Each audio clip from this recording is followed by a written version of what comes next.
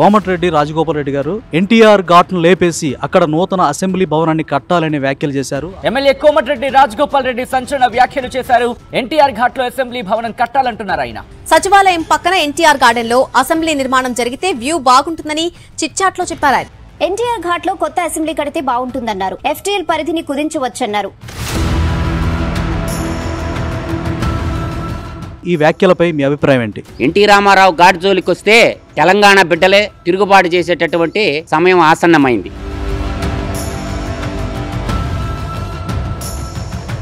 NT Ramarao గారి పట్ల అవమానకరమైన వ్యాఖ్యలు చేయడం ద్వారా ఈ కోమటిరెడ్డి రాజగోపాల్ రెడ్డి తన స్థాయిని తాను పరిచయం చేసుకుంటా ఉన్నాడు. తెలుగుదేశం పార్టీ పుట్టిందే తెలంగాణ గడ్డ మీద. తెలంగాణ ఎళబ్బ జాగీరేం కాదు. కూల్చడమే పనిగా పెట్టుకుంటే జగన్మోహన్ రెడ్డి కూడా కూల్చాడు ప్రజావేదికని, తను కూలిపోయిండు. కాంగ్రెస్ పార్టీలో ఆల్ ఈజ్ నాట్ వెల్, అక్కడ అంతర్గత కుమ్ములాటలు జరుగుతూ ఉన్నాయి. రేవంత్ రెడ్డిని పీకలేక కాంగ్రెస్లో ఉన్న జే గ్యాంగ్ సభ్యులు ఏమన్నా కేసీఆర్తో కేటీఆర్తో హరీష్ రావుతో మిలాఖత్ అయినారా అనేటటువంటి ఆలోచన నాకు ఇప్పుడిప్పుడు అనిపిస్తుంది.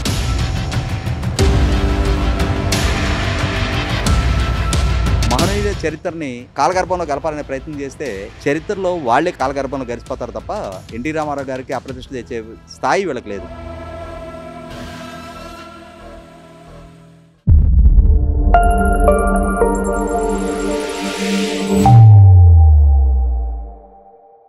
కోమటిరెడ్డి రాజగోపాల్ రెడ్డి గారు ఎన్టీఆర్ ఘాట్ ను లేపేసి అక్కడ నూతన అసెంబ్లీ భవనాన్ని కట్టాలని వ్యాఖ్యలు చేశారు. ఈ వ్యాఖ్యలపై మీ అభిప్రాయం ఏంటి? ఈ వ్యాఖ్యలు వెనక కాంగ్రెస్ కుట్ర దాగి ఉంది. ఎందుకంటే ఆంధ్రప్రదేశ్లో కాంగ్రెస్కి ఓట్లు వేసేటోళ్ళు ఎవరు లేరు. కాంగ్రెస్ని ఆంధ్రప్రదేశ్లో మర్చిపోయారు. అక్కడ మర్చిపోయినారు కదా అని చెప్పి తెలంగాణలో కూడా వాళ్ళు నోటికొచ్చినట్టు మాట్లాడటం వల్ల నష్టం వాళ్ళకే. కానీ ఇవాళ తెలంగాణలో ఏడ పెడితే ఆడ మహామేత అయినటువంటి విగ్రహాలు ఉన్నాయి. ఖైరతాబాద్ చౌరస్తాలో ఉన్నాయి. తెలంగాణ బిడ్డల తెలంగాణ ఆస్తులు కొల్లగొట్టిన మహామేత విగ్రహాలు కూడా తొలగిస్తారా?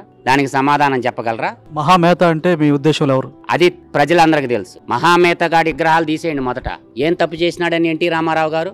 ఒకప్పుడు తెలంగాణలో పటేల్ పట్వారీ వ్యవస్థని రూపం ఆపేసి ప్రజాస్వామ్యాన్ని నెలకొల్పినందుక ఇక్కడున్న తెలంగాణలో ఉన్నటువంటి బీసీ బడుగు బలహీన వర్గాల అందరికీ తెలుసు. ఎన్టీ రామారావు గారు ఆరాధ్య దైవంగా భావిస్తారు తెలుగు ప్రజలందరూ. తెలుగు ప్రజల ఆత్మగౌరవాన్ని ఢిల్లీలో తాకట్టు పెడితే ఆనాటి కాంగ్రెస్ పాలకులు తెలుగు ప్రజల ఆత్మగౌరవానికి కాపాడినటువంటి వాడు స్వర్గీయ నందమూరి తారక రామారావు. తెలుగుదేశం పార్టీ పుట్టిందే తెలంగాణ గడ్డ మీద. తెలంగాణ ఎళబ్బ జాగీరేం కాదు. పొంగిలేడు శ్రీనివాసరెడ్డి ఎక్కడోడు యువజన శ్రామిక రైతు పార్టీలో ఎంపీగా గెలిచాడు. జగన్మోహన్ రెడ్డి బానిసాన్ని అని అంటుండా. కోమటిరెడ్డి వెంకటరెడ్డి గారు రాజశేఖర రెడ్డి ప్రియ శిష్యుడు కదా.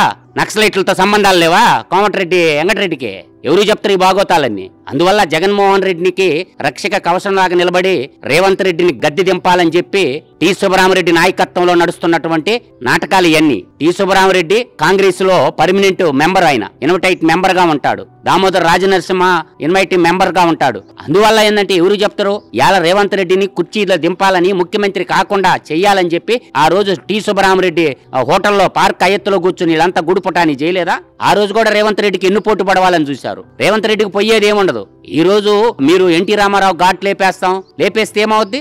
మిమ్మల్నే చీకొడతారు తెలంగాణ ప్రజలు. ఓటింగ్ పెట్టి చూడు. తెలంగాణ ఎన్టీఆర్ ఘాట్ మీద ఒక ఓటింగ్ పెట్టు, ఉంచాలా వద్దా అనేది. ఇప్పుడు ఏం అన్యాయం చేశాడు ఎన్టీ రామారావు గారు తెలంగాణకి? పెద్ద ఆయన ఘాటు తీసేయటం అనేది తెలుగు ప్రజల ఆత్మ క్షోభిస్తుంది. చేతనైతే ఇంకొక మంచి పని చేసి ప్రజల్లో ఉండాలి. కానీ కూల్చడమే పనిగా పెట్టుకుంటే జగన్మోహన్ రెడ్డి కూడా కూల్చాడు ప్రజావేదికని, తను కూలిపోయిండు. అందువల్ల ఇదంతా కాంగ్రెస్ లో ఉన్నటువంటి జగన్మోహన్ రెడ్డి బ్యాచ్ అన్నమాట.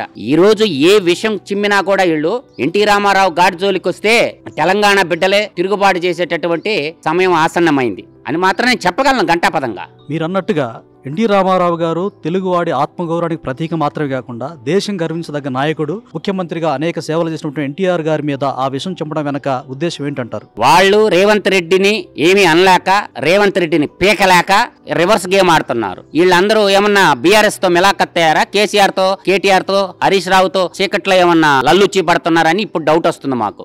ఇలా 39 మంది ఎమ్మెల్యేలు ఉన్నారు కాబట్టి ఏమైనా వాళ్ళకి ఇప్పుడు సాధారణ మెజార్టీ ఉంది. కాబట్టి నా దృష్టిలో ఏంటంటే కాంగ్రెస్ లో ఉన్న జే గ్యాంగ్ సభ్యులు ఏమన్నా కేసీఆర్ తో కేటీఆర్ తో హరీష్ రావుతో మిలాఖత్ అయినారా అనేటటువంటి ఆలోచన నాకు ఇప్పుడు అనిపిస్తుంది. అంతే తప్ప ఇది విద్వేషాలు రెచ్చగొట్టడం వల్ల లాభం కాడికి నష్టమే ఎక్కువ జరగద్ది.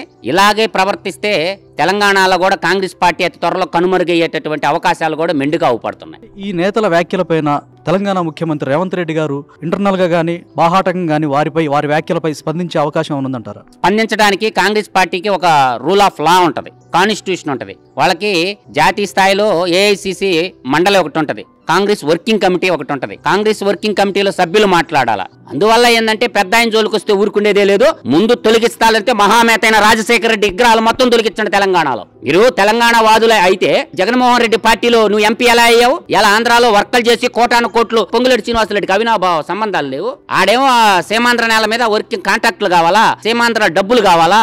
ఇది కరెక్ట్ కాదు. ఇక్కడ మనం గమనించుకోవాల్సింది ఏంటి అంటే, ఇప్పుడు సచివాలయ నిర్మాణం జరిగిన ప్రదేశం కొన్ని దశాబ్దాల క్రితం నుంచి అదే ప్రాంతంలో సచివాలయం ఉంది.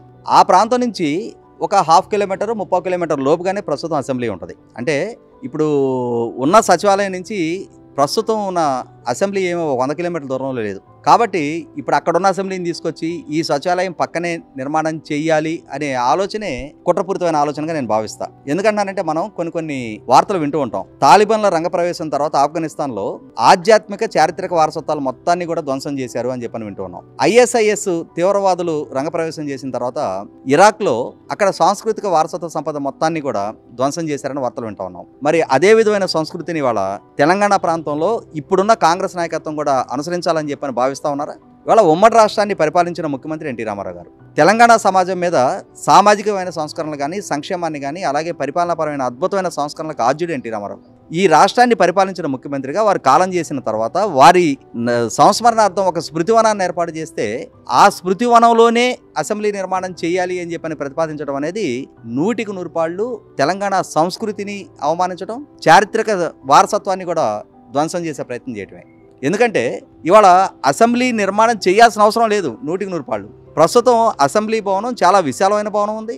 అదొక హిస్టారికల్ మాన్యుమెంట్లో అసెంబ్లీ భవనం నడుస్తూ ఉంది.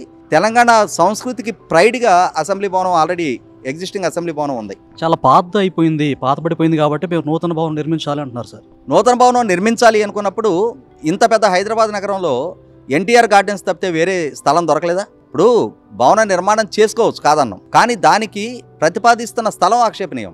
ఈ రాష్ట్రాన్ని పరిపాలించిన ఒక ముఖ్యమంత్రి చనిపోతే ఆ ముఖ్యమంత్రి స్మారకార్థం ఏర్పాటు చేసిన స్మృతివనాన్ని మేము దాన్ని అసెంబ్లీ భవన నిర్మాణం కోసం వినియోగిస్తాము అని అంటే అంతకుముందు ప్రభుత్వాలు తీసుకున్న నిర్ణయాన్ని మేము తిలోదకాలు ఇస్తాము అని అంటే ఎటువంటి సంస్కృతిని వీళ్ళు పెంచి పోషించాలనుకుంటున్నారు? ఇక్కడ గమనించుకుంటే చంద్రబాబు నాయుడు గారు రాష్ట్ర ముఖ్యమంత్రిగా కొనసాగుతూ ఉన్న సందర్భంలో పార్టీలకు అతీతంగా బంజారాహిల్స్ రోడ్ నెంబర్ 1లో జలగ వెంగళరావు పార్క్ ఉంటుంది, మరిచెన్నారెడ్డి మానవరుల అభివృద్ధి సంస్థ ఉంటుంది, సంజీవయ్య పార్క్ ఉంటుంది.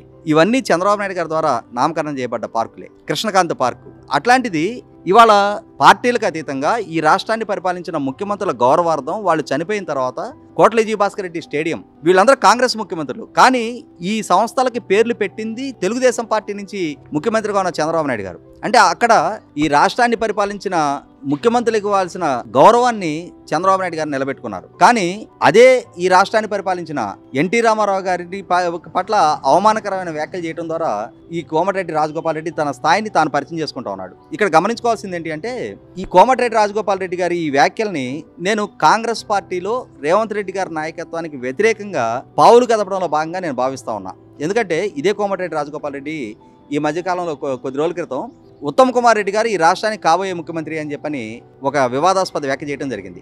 అంటే దశాబ్ద కాలం పాటు అధికారాన్ని నుంచి దూరం జరిగిన కాంగ్రెస్ పార్టీ దశాబ్ద కాలం తర్వాత అధికార బాధ్యతలు చేపట్టి రేవంత్ రెడ్డి గారి నాయకత్వంలో ప్రభుత్వం ఏర్పాటు జరిగి పరిపాలన జరుగుతూ ఉన్న సందర్భంలో కనీసం 1 సంవత్సర కాలం పాటు కూడా ఆయన ముఖ్యమంత్రిగా ఆయన పనితీరు రుజువు చేసుకోక ముందే వేరే వ్యక్తిని ముఖ్యమంత్రిగా ప్రతిపాదించిన వ్యాఖ్య ఈ కోమటిరెడ్డి రాజగోపాల్ రెడ్డి నుంచి వ్యక్తం కావడం చూస్తేనే కాంగ్రెస్ పార్టీలో ఆల్ ఈజ్ నాట్ వెల్, అక్కడ అంతర్గత కుమ్ములాటలు జరుగుతూ ఉన్నాయి, నాయకత్వం పట్ల విభేదిస్తున్న వాళ్ళు అసమ్మతి గ్రూపులు మెయింటైన్ చేస్తున్నారు అన్న ఒక సంకేతాన్ని అతను ప్రజలకు పంపించడం జరిగింది. తర్వాత ఇవాళ మొన్న జరిగిన 2023 నవంబర్ 30 జరిగిన తెలంగాణ అసెంబ్లీ ఎన్నికల్లో ఆ రోజుల్లో చంద్రబాబు నాయుడు గారు అరెస్టు జరిగిన తొలినాళ్లలో కేసీఆర్ గారి ప్రభుత్వం వ్యవహరించిన తీరు, కేటీఆర్ గారి వ్యవహార శైలి పట్ల అసంతృప్తితో ఉన్న తెలుగుదేశం శ్రేణులు వాళ్ళు ఎంత పర్సెంటేజ్ ఉన్నారనేది అప్రస్తుతం. వాళ్ళు 1% ఉన్నారా, 2% ఉన్నారా, 3% అన్న ఉండని, కానీ వాళ్ళు కేసీఆర్ గారి పట్ల ఉన్న రాజకీయ వైరుధ్యంతో రేవంత్ రెడ్డి గారి అంటే దశాబ్దాల పాటు కాంగ్రెస్ పార్టీతో ఉన్న వైరుధ్యం దృష్ట్యా చూసుకున్నా కూడా వాటిని అధిగమించి కేసీఆర్ గారిని ఓడించాలనే లక్ష్యంతో తెలుగుదేశం పార్టీ ఇక్కడ ఎన్నికల్లో పోటీ చేయలేదు కాబట్టి